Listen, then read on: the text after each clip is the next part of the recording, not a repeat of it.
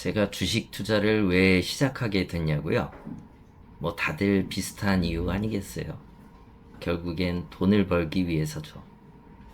그런데 이 이유도 두 가지로 나뉘더라고요. 첫 번째는 크게 벌고 싶어서, 두 번째는 장기적인 자산 포트폴리오 차원에서. 그런데 대부분은 저처럼 크게 한탕 하고 싶어서 시작했을 겁니다. 제가 주식을 시작했을 때, 그러니까 관심을 갖기 시작했을 때에는 97년 IMF의 충격이 한바탕 휩쓸고 지나간 뒤였습니다. 끝없이 추락을 거듭하던 증시가 막 기지개를 켜던 시절이었어요. 저는 지방 시내라고 불리던 상권 중심가에서 나름 그룹사를 거느린 유통회사에서 회계 업무를 맡고 있었습니다.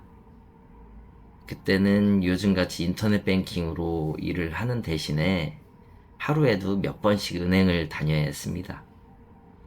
회사와 은행을 오가다가 자연스럽게 증권사에도 발을 들이게 됐어요. 지방 중소도시였지만 그땐 시내에 증권사가 여러 군데 있었고, 지금은 볼 수 없지만은 객장 한켠에는 큼지막한 증시 전광판도 있었어요. 그 시절에는 이런 말이 있었어요.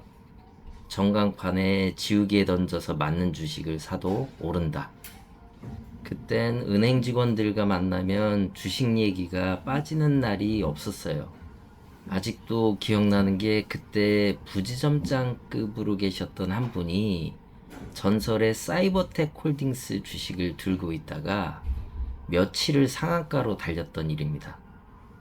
그러다가 차익을 실현하겠다고 팔았는데 그날 오후장에 하한가로 급락을 하더니 장 막판에 그분이 다시 매수를 했거든요. 다음 날부터 또 상한가 행진. 그야말로 전설 같은 얘기죠. 지금도 가끔 그분은 어떻게 지내실까 문득 궁금해지곤 합니다. IMF 이후에는 규모 있는 회사에서 잘리거나 급여를 낮춰서 이직한 사람들이 많았어요. 뭐 일부는 보험업계로 들어가는 사람도 꽤 많이 봤고요. 같이 일하던 한 선임은 그때 일하는 곳에 오기 전에 나상그룹 재무팀 출신이었는데 그야말로 노는 물이 달랐습니다. 급여는 많이 낮아졌어도 집안이 탄탄했는지 씀씀이가 아주 컸습니다. 그분은 주식으로 그때 몇 천만 원이면 어마어마했었는데 그런 돈을 굴리면서 종종 저한테 계좌를 보여주곤 했어요. 그 빨간 숫자들, 엄청난 숫자들. 아니, 그걸 보고 어떻게 가만히 있을 수 있겠어요. 결국에 저도 그렇게 주식의 세계에 발을 들였습니다. 그렇게 주식에 발을 들이고 제조업종에서 일을 배워야 되겠다는 생각에 이직을 하게 됐습니다. 그렇게 이직을 하면서 주식은 더 깊은 수렁으로 빠져들게 됩니다. 제가 이직했던 회사는 마침 코스닥 상장을 준비 중이었어요. 이직한 지 2년도 안 된 대리직급이었는데 제가 예비등록 심사 청구서를 직접 쓰게 됐습니다.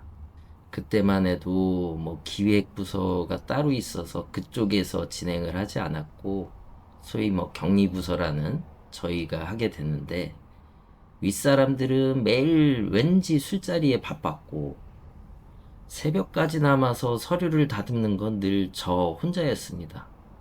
덕분에 많이 배우긴 했지만 결과는 참 씁쓸했습니다. 그 시절의 상장은 그렇게 어렵지 않았어요.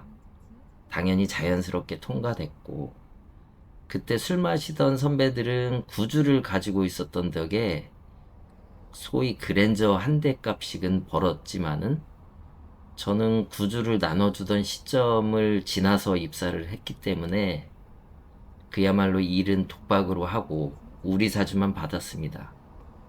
근데 그마저도 1년 뒤 매매가 가능해졌을 때는 20%나 빠져 있었어요. 저는 참 주식하고 연이 없나 그때 느꼈어야 되는데 아무튼 그때 일이 생생해요. 제 자리 근처에 탕비실이 있었는데 주식 담당으로 있던 기획실 과장님이 커피를 타면서 지나가면서 이렇게 말해요. 박 대리 공시 올렸다. 이렇게 말하면 금감원 검토를 거쳐서 대략 10분 뒤에 시장에 공시가 나갑니다. 그 시절에는 유무상증자를 비롯해서 각종 공시만 떠도 주가가 그냥 폭등을 했습니다.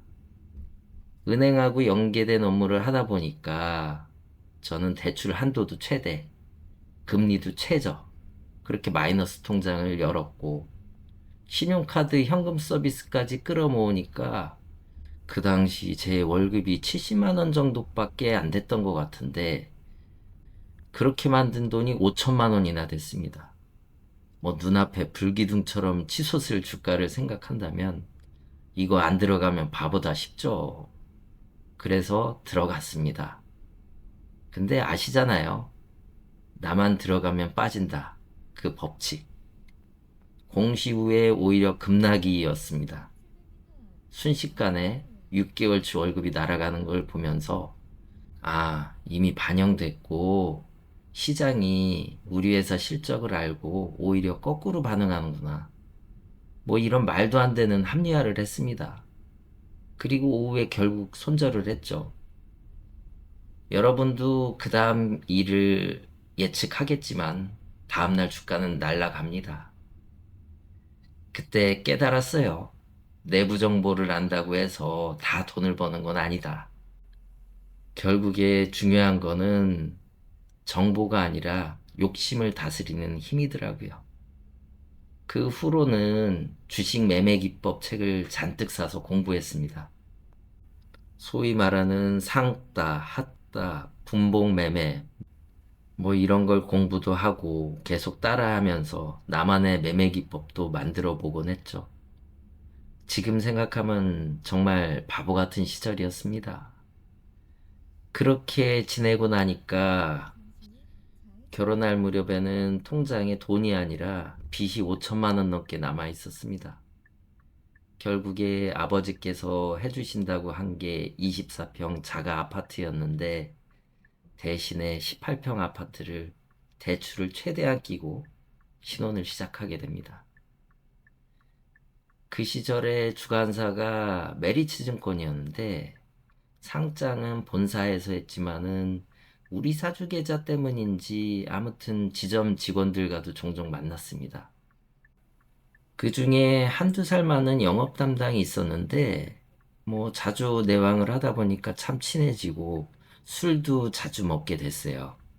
그래서 어느 날은 한번 얘기하는데 월급이 한 달에 1,000만 원 찍는 날도 있다고 하더라고요. 제 월급이 앞서 말씀드렸다시피 70만 원 수준 시절이었으니까 정말 솔깃했죠.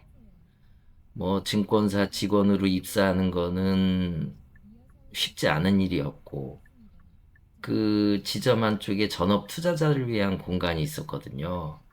그 형님이 그러더라고요. 원하면은 자리 하나 줄게. 그때 그 말이 얼마나 달콤하게 들리던지요. 오늘은 여기까지만 할게요.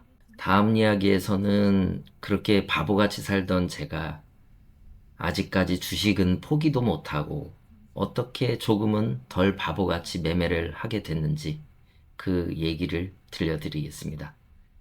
긴 이야기 들어주셔서 감사합니다.